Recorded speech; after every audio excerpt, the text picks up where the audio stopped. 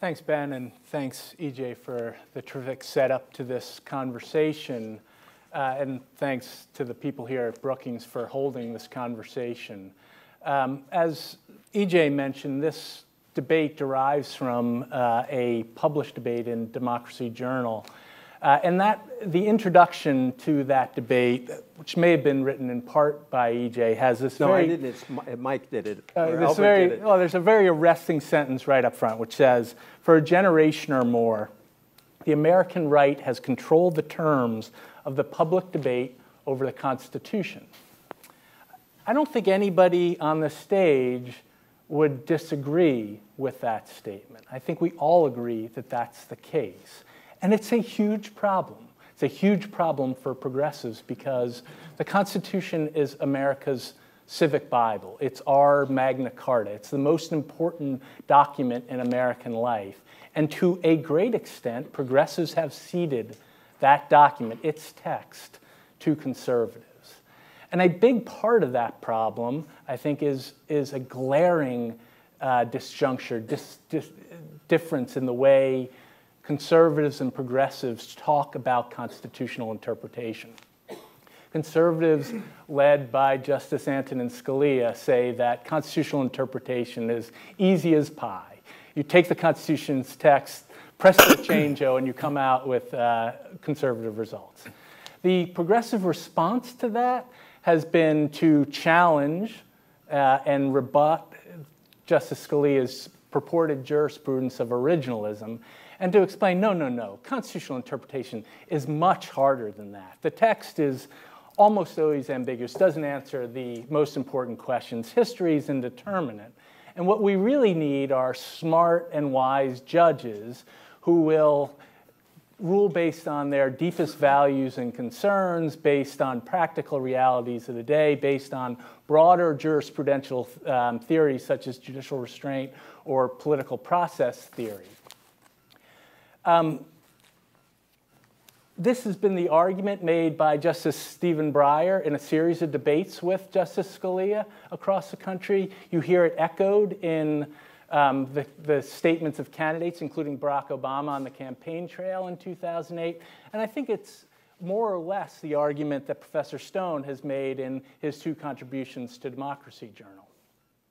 I'm just going to read the penultimate paragraph of Professor Stone's essay entitled The Framers' Constitution.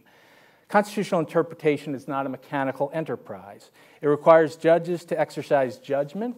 It calls upon them to consider text, history, precedent, values, changing social, economic, technological, and cultural conditions, and the political realities of the time. It requires restraint, wisdom, empathy, intelligence, and courage.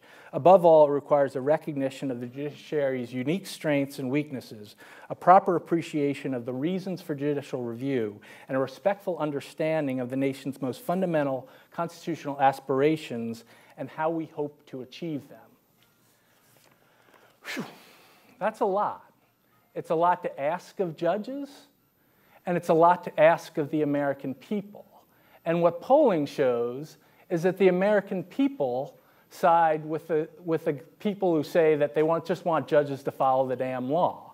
In poll after poll, by huge margins, polling shows that the American public prefers conservative judges over progressive judges in bedrock tasks such as deciding cases before them and interpreting the Constitution. It's why, even with a progressive president, we're not getting the progressive judges we think are indispensable to the progressive legal project. And it's why we're losing the debate over the Constitution. Now, let me say up front that every part of the standard progressive story about constitutional interpretation is partly correct. The Constitution's text doesn't answer every question. History is sometimes indeterminate. Judges will inevitably, and particularly in the hardest cases, consider the practical consequences of their ruling. And there's a role, although somewhat limited, for broader jurisprudential theories like judicial restraint and political process theory. But I also think that the standard progressive account of constitutional interpretation is also partially wrong. A careful consideration of text, structure, and history will produce much more guidance about a much broader range of constitutional debates than many progressives will let on and will often admit.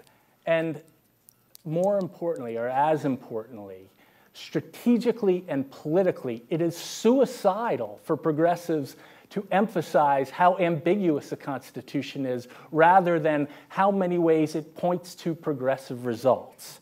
The two essays in Democracy Journal that I authored with Jim Ryan, who's a law professor at UVA, lay out what an approach to constitutional interpretation we call new textualism. Jim has written an article that will be published in the fall in the UVA Law Journal called Laying Claim to the Constitution, the Promise of New Textualism, that lays out new textualism in a little more detail. I'm just going to give a thumbnail sketch here today. The political debate and media accounts of constitutional interpretation remain mired in the death match between living constitutionalism and Borkian originalism that played out in the 1980s. But as Jim explains in the article, constitutional theorists have more or less moved on. What we call new textualism is a growing consensus among academics across the political spectrum on what is right about originalism and what is right about living constitutionalism. Like originalists, new textualists think that constitutional interpretation starts with a determination based on text, structure, and history about what the Constitution actually means, what the text in front of them actually means. Like living constitutionalists, new textualists believe that while the Constitution's meaning is fixed, the application of particular provisions and principles can change as circumstances evolve. So just a very quick example, flogging may have been cruel and ubiquitous at the founding. It's cruel and vanishingly rare today, and it's entirely appropriate for judges to rule that flogging is cruel and unusual and unconstitutional today. That's the point that we're recognizing there. New textualism also rejects the parts of living constitutionalism and originalism that deserve to be permanently discarded. To the extent that living constitutionalists believe that there's no fixed meaning in the Constitution and judges can interpret and remake the Constitution to meet the present realities, we think that's wrong. To the extent that originalists think that the original intent of the framers or the ratifiers trump the words they ratified, it's wrong and should be rejected.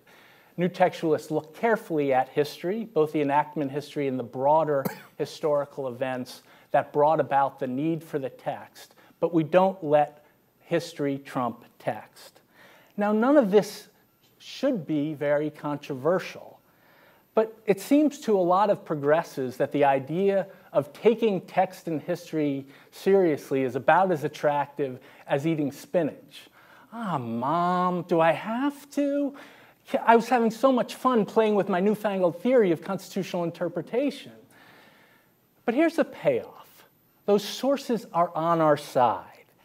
That's a part of Jim's article that I think should be so inspiring to progressives. The last 10 pages, which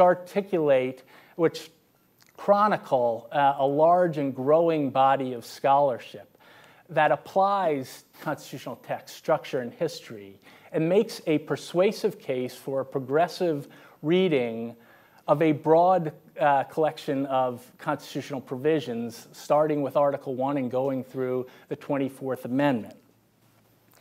Using and building upon that scholarship, Constitutional Accountability Center is writing briefs, op-eds, and reports every day that document the progressive promise of the Constitution's text and history. And with the constitutional nonsense we're hearing from the Tea Party every day, it's a target-rich environment. We're showing day by day, clause by clause, brief by brief, that the Constitution is not ambiguous, it's progressive. And so my question to Professor Stone is, if the Constitution is a progressive document, as we both believe it is, what could possibly be wrong with new textualism and rooting progressive arguments, first and foremost, in the Constitution itself?